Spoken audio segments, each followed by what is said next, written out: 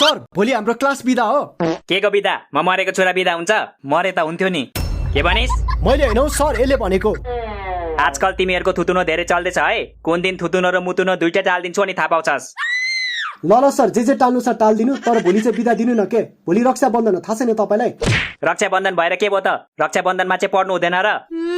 अनि भोलि त राखी बाँध्ने दिन हो नि त सर। राखी बाँध्नु कि ट्युसन पढ्नु? ए गधा, 24 घण्टा राखी बाँध्छस्? ट्युसन त बेलुका पो हुन्छ त। हाम्रो दिदी बहिनी धेरै छ के सर, राखी बाँध्दा बाँध्दा रात पर्छ। होइन सर होइन, यिनीहरूले ठगिरहेछ तपाईँलाई। यिनीहरूको दिदी बहिनी धेरै छैन। तैँले जन्माएको थिइस् र थाहा हुन्छ तँलाई मेरो दिदी बहिनी कति छ भनेर?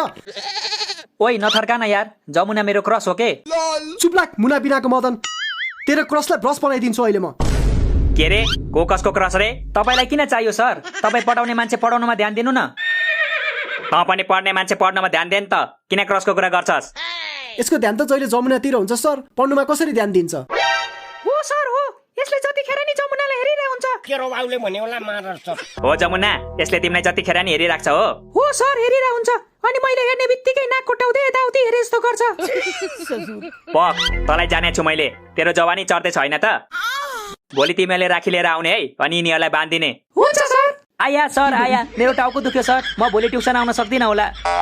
ए गधा, बाना त राम्ररी बना। टाउको दुख्यो भन्दै पेट समात्छस्? खत्तम सर, मजाले हेर्नुस्, त्यसले पेट होइन पेट भन्दा तलतिर समातिरहेछ। अबे साले